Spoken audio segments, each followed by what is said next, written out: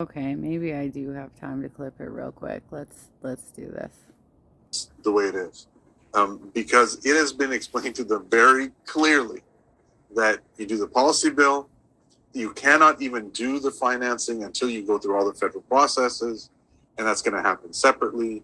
You can't price something until you know what it is that you've set up. So if any assembly member says that, you need to respond very clearly that that's just not the way it's going to work. Okay. So thank you, Phil. And then I see that Jenna, you had your hand raised. Let me find you. Go ahead. You had your hand raised or something? Yes, thank you, Amr. I have a question about the pre-endorsement and the endorsement convention.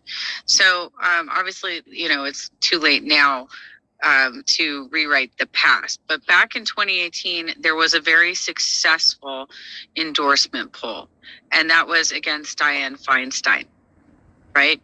So the reason that was so successful is because people aligned behind Kevin De Leon.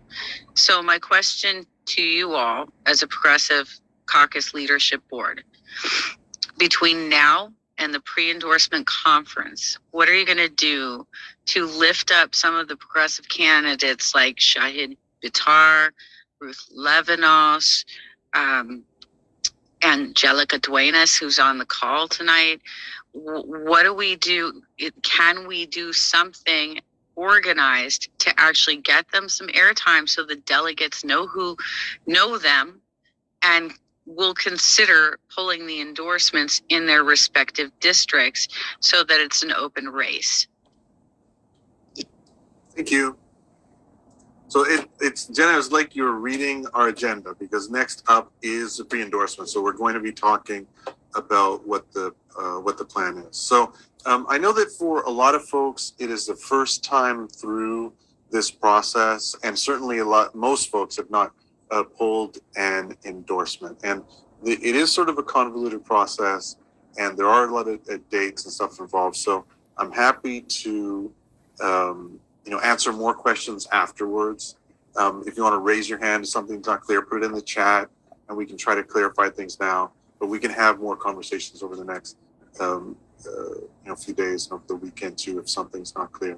But you have your hand raised. I'm going to ask you to unmute before I get started, because then I'm going to be on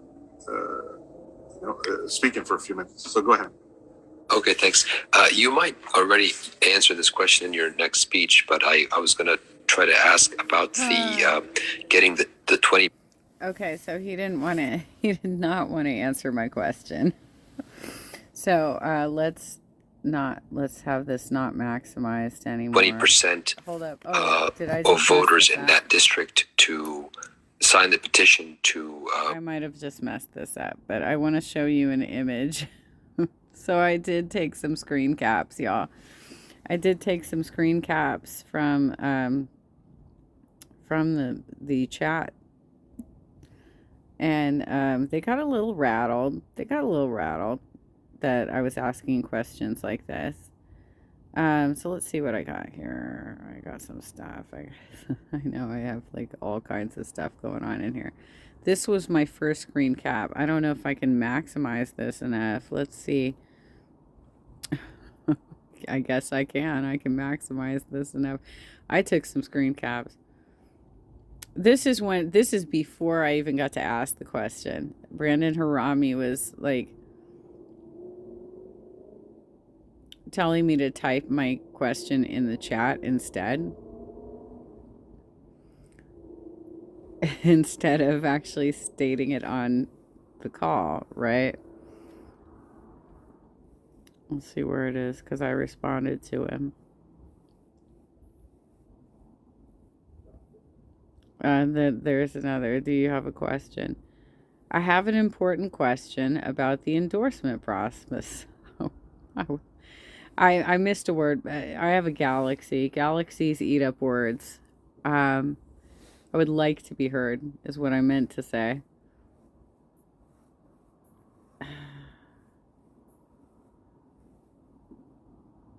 You had your hand raised. I will call on you next. Okay. There was at some point in there, Brandon was like saying, you didn't, we're not trying to silence you. I think I might have missed it, but, and this was my response to that. I literally didn't say that, but your format doesn't work if we can't ask questions, right? Because they filled up their content so severely that you couldn't ask questions. And then he was like, just write it in the chat. And I'm like, no, I freaking want to say something about it. The next one. I got all this, you guys. Because you know what? I couldn't download the chat because I'm on my phone. Big part of the strategy. This is in response to me saying, hey, what about primarying people? I'm getting plus Jenna. Okay.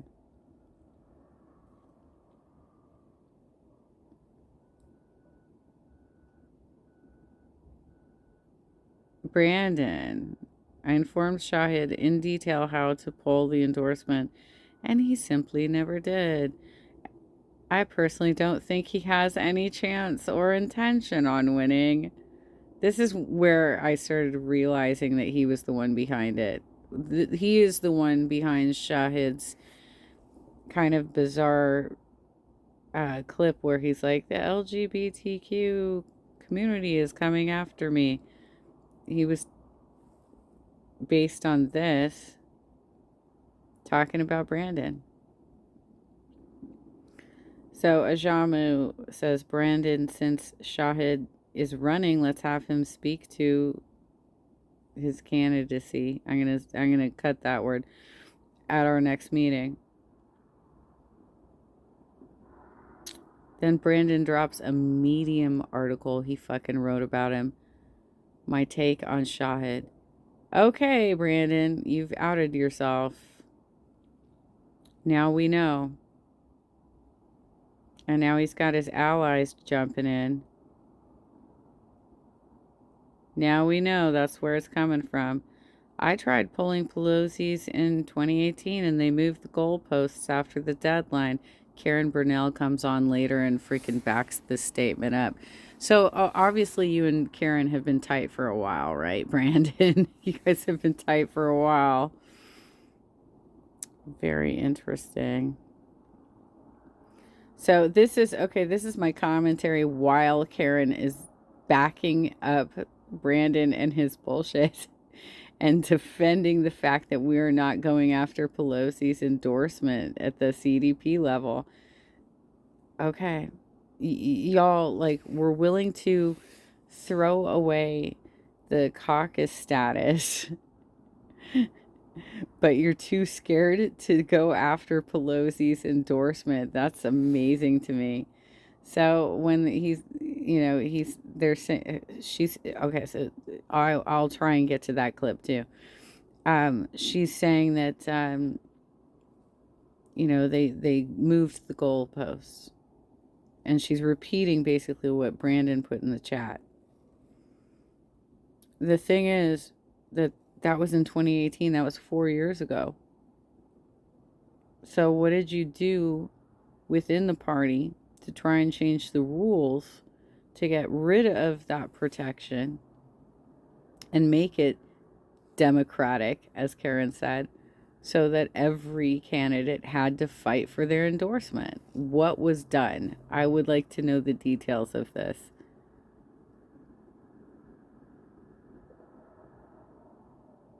Oh, Lord. And then, Karen was talking about how they are focusing their energy on specific races. And I said, is there a member vote on which races we want to focus on? Like, how does this happen even?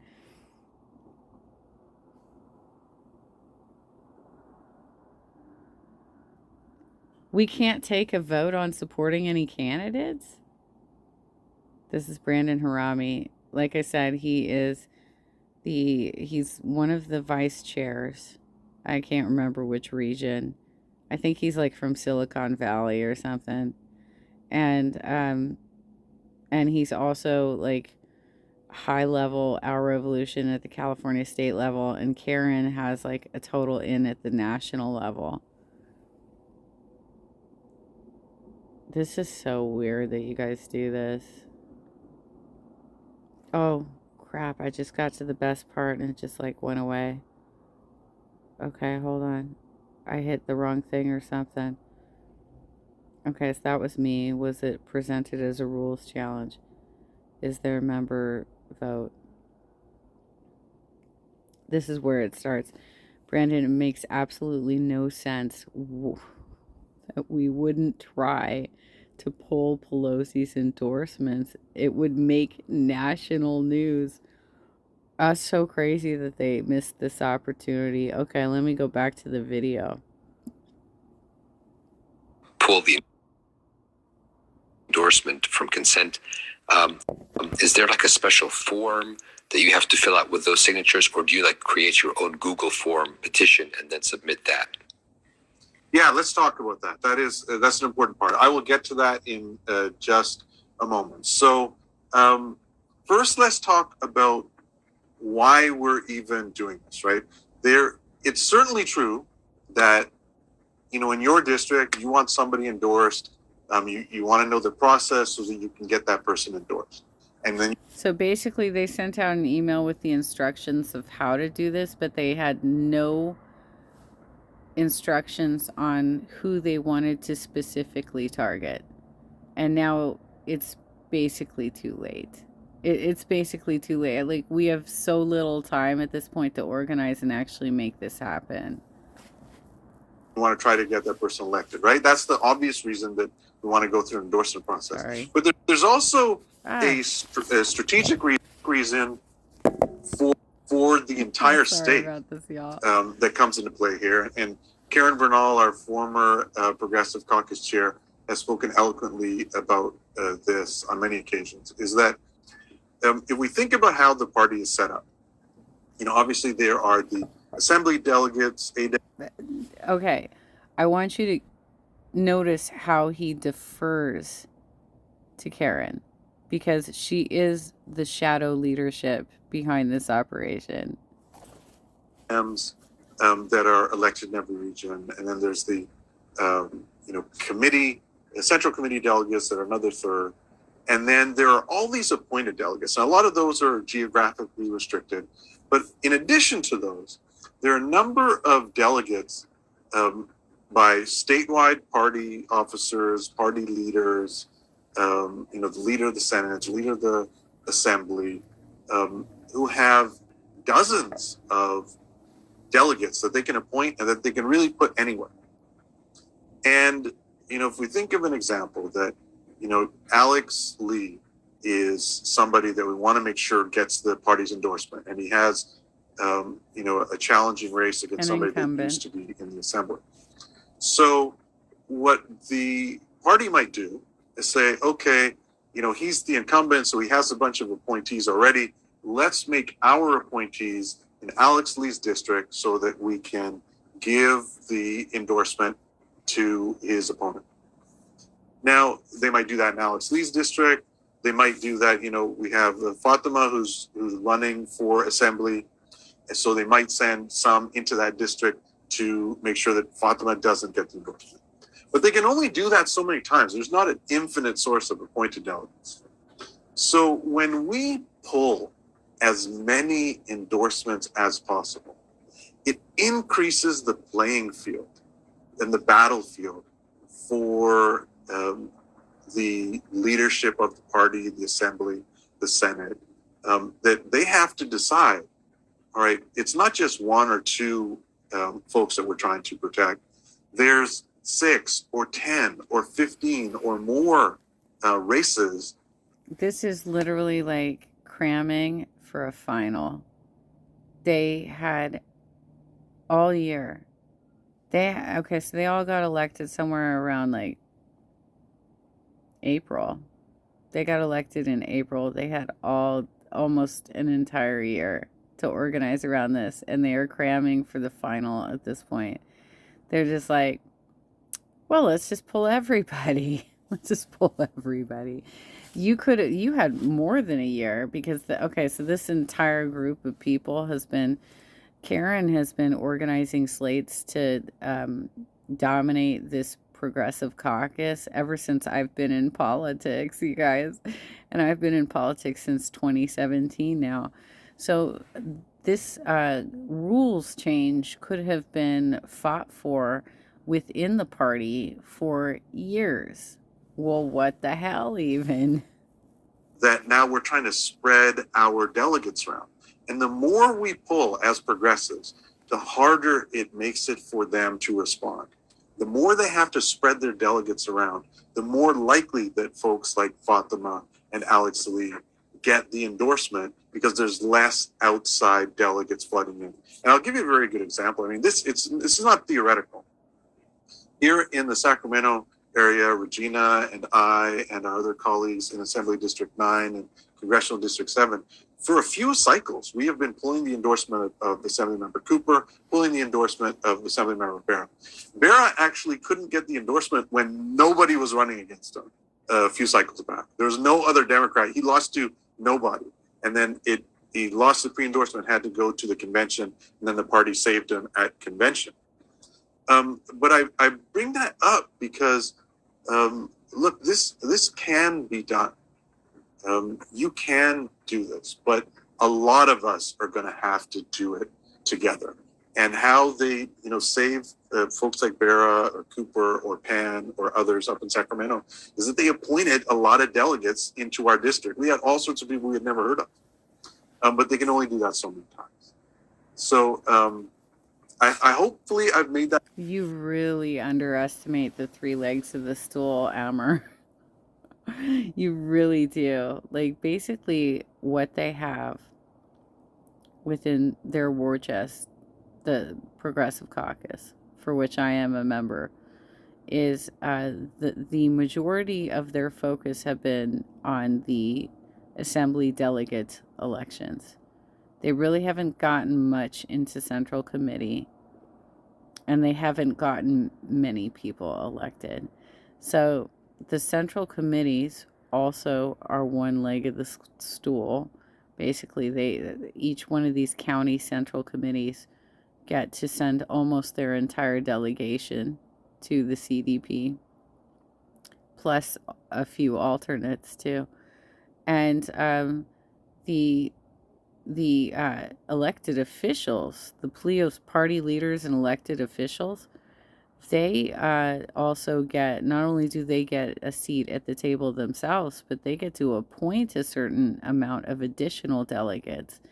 So he's assuming that, well, you only have so many delegates and you can allocate them. No, you can't just allocate them anywhere. They've got to be in your own district. They have to be in your own district. Sure, you could stack up. Like, you could coordinate, let's say, that you want to take over a lower level thing, like an assembly seat, right? You could have your congressional people who are in that area, your state senator who's in that area, anybody else who gets appointments, which is pretty much that. It's going to be like Congress, state senator, and assembly is your most likely choices of who are getting actual delegates. Might have some crossover in a certain assembly district. Sure, you could stack all of your people there, but they could literally do that all over the place in massive quantities. And the way that they are able to appoint, the timeline totally favors the electeds. But also they could, have one of their appointments resign at any time and reassign a new appointment. Sure, they could do that, but they could do it on a massive scale. And so the only way that you could possibly remove that endorsement is to have massive support behind a candidate. And they have done absolutely nothing to elevate the progressive candidates that we're running right now. Strategic part of it clear that this is something that we need everybody to be involved in, even if, you know, you are not the hugest fan of the, you know, the opposition candidate in your district. Pulling the endorsement is just plain good strategy. All right. So what's coming up next as far as dates? If you've seen the last couple of emails that we've sent out, we've listed the dates and the general process, but I'll go over here with my editorial comment. But before I go there, I'm going to have Karen Bernal Of course come you are. in. Karen, did you want to Shadow make a comment leadership. about that part of it?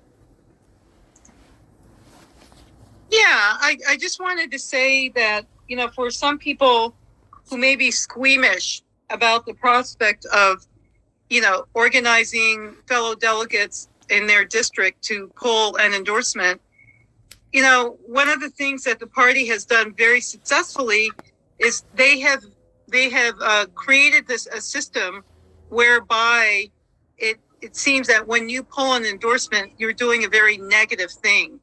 And in reality, that needs reframing itself. What we're basically saying in this kind of language is important to utilize is that we're just saying that all candidates should stand for a vote. We're actually calling on for democracy. And instead of making it sound like something that we're doing that's punitive, we're saying we want this to be fair. We want all candidates to stand for a vote. And when we talk about it in those terms, That's why I wrote, when she said that, that's why I wrote in the chat, did you submit this as a rules change? Like, what were you doing to actually change the party rules so that you could actually make it a more democratic process and remove that incumbent protection that they have embedded into their bylaws? it seems like it makes sense, and you really do get more support for this because really, honestly, they should face their delegates, they should stand for a vote, and they should earn the endorsement that way. Okay, so now as to what Amr was saying about if we get enough people, what he was referring to with these outside delegates coming in to stack the votes. Yes, please explain this, because even if it went to a democratic process, if they're capable of stacking the votes, how is that actually going to change anything? If they are still able to appoint their delegates in specific districts so that they have the voting advantage, it's not really going to change anything. All it does is change the pre-endorsement conference. It's, you know, referred to as out-of-district delegate insertions. It's a very dirty-sounding description because it's a very dirty tactic. However, yes, it's true. If we do get enough of the districts to poll, they cannot cover all their bases. They will have to pick and choose, and this is a strategy on our part that we should be looking at for the bigger picture. So, yes, good stuff here, Amr, and I just want to point out that My God, a handful of races that we may all collectively agree on, we should really work with the folks there on the ground in the handful of races that we really want to highlight and get behind, and ask them, what are you doing? How can we help to help you pull the endorsements? Can we make calls? Can there be text messages? And again, always. I'm sorry, we only have a few weeks left. Why are you asking questions about this? You're the shadow leadership. You should have already had this lined up. Like, it's way too late.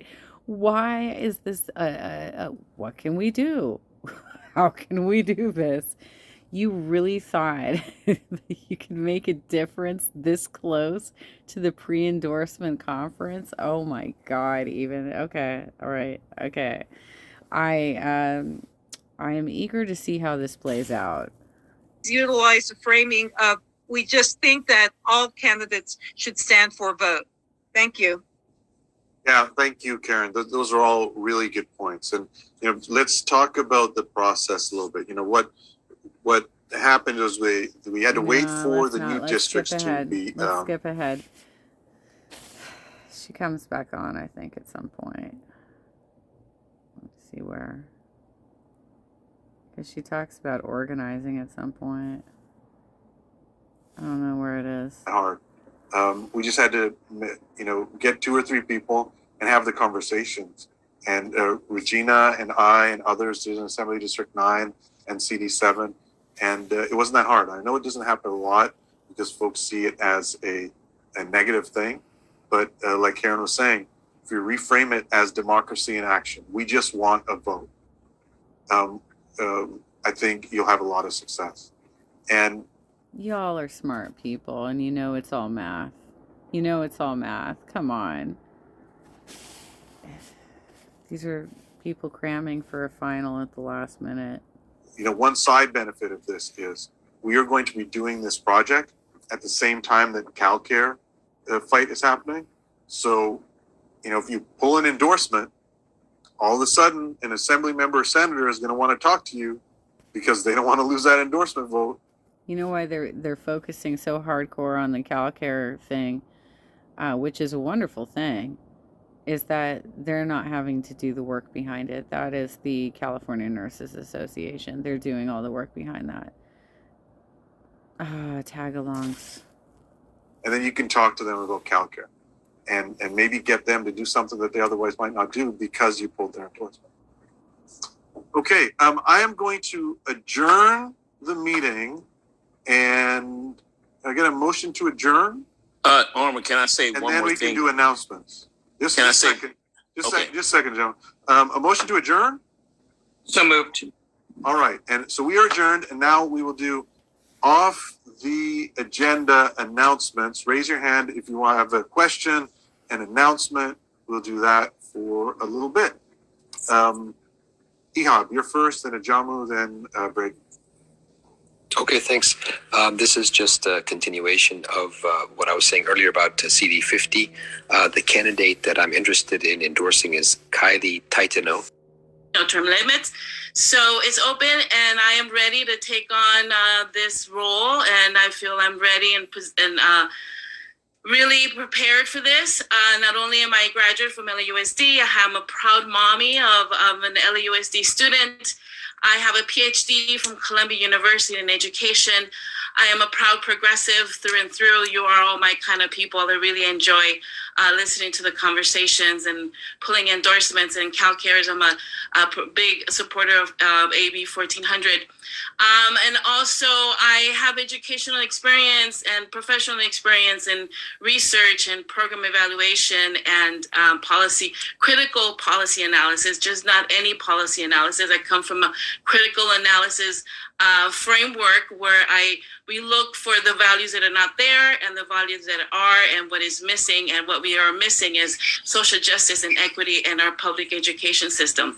But all of this, coupled with my grassroots activism in public education, it really enables me to have a rich perspective and a grounded perspective on what our schools need to be protected from privatization, to be invigorated with great enriched curriculum, with culturally relevant education. So I'm really ready, and I invite all of you to visit my website, drrivasforschoolboard.com. Like I said, I'm a progressive, I'm a Berniecrat, and I'm really here to protect our schools from neoliberalism, from changing what the scope of public education is, because I really believe that, as you all know, all of you do as well, that public education is the pinnacle, the pillar of our democracy, and we have to protect it, and that's what I vow to do. And it's a grassroots campaign. I'm not taking any corporate money, no charter school industry money. So it really depends on small donors. So I invite you all to please visit my website. And if you have any questions, you can email me through my website, and I would love to earn your endorsement and your support. So have a great night, and thank you all for listening. Thank you. Bye. Good luck. Thanks.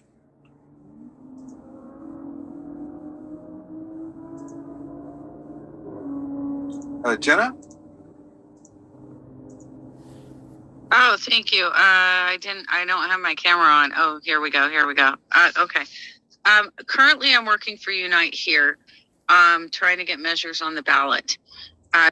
So what the hell, Amr? What's going on with the fact that Karen was on screen, I was on screen, yet somehow your window was dominating the live screen. Like, how did that happen? What's up with your Zoom settings, dude? I've been doing this since mid-October. We are working on several local initiatives to raise the minimum wage for hotel workers, give them overtime protection so that if they refuse to do overtime, they will not be retaliated against their employers, so that they will have a certain performance criteria of rooms that they clean per day so that they're not overworked, and to give them panic buttons so that if they face an unruly guest, they can call for assistance. We're also attacking specific overdevelopment projects, which are probably a result of the stimulus package Trump put forward. These people got a lot of money. They are overdeveloping. They're not filling their room capacity, and they're not hiring their staff back. 90% of Unite Here employees got laid off during the pandemic. I got laid off in 2020. That is why I decided to start working full time, doing something that pays less than half of what I previously made, so I can do this, and putting myself nearly in the hospital last week from walking every day and knocking on doors and having these conversations. We are also walking for the nurses. CNA is not just focusing on CalCares. They're also trying to get the state proposition back on the ballot that would put registered nurses back in dialysis clinics. This is because currently dialysis clinics do not have any sort of requirement to have either a doctor or nurse on staff. They only have underskilled technicians treating these patients for a life-saving procedure. And if Wade Alexander was here right now, he would tell you how important that is. There was a memorial done for Matt Wheeler, who passed away. He required dialysis. It didn't happen. The fourth thing that we're working on is a state proposition to get a pandemic response at the state level. We're the 5th largest economy in the world, and we can afford to respond with the PPE and the test equipment. Am I still there, or am I Trying to wrap up. Okay. Anyway, point being, please support everything that is happening right now. There are, if you can help us, there are jobs at Unite Here to work in the field. We've got stuff lined up all the way through November. And this is what organizing looks like. You spend every day doing it. It's your life. Thank you. Amy. Hi. We'll wrap up there. Y'all had so much time to prepare for this, and yet you're constantly not preparing for this. You know the endorsements are coming up. You can do rules changes. You can have these conversations. You could be submitting these resolutions. You're doing a whole lot of excuses. They moved the goalposts. Fine, okay, you had that experience. What have you done since to say that was not a cool experience? We should change that in the bylaws. What are you doing to support candidates?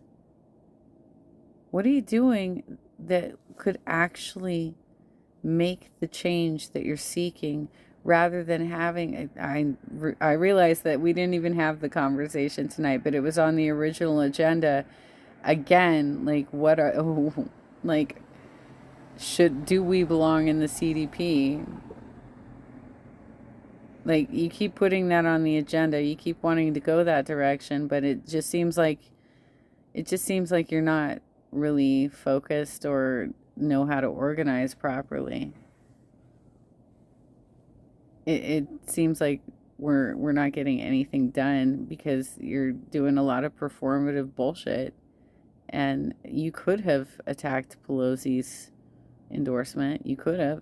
And you had 4 years between the last time you tried it and today to actually fight for the bylaws changes to make it happen. And here we are. Here we are.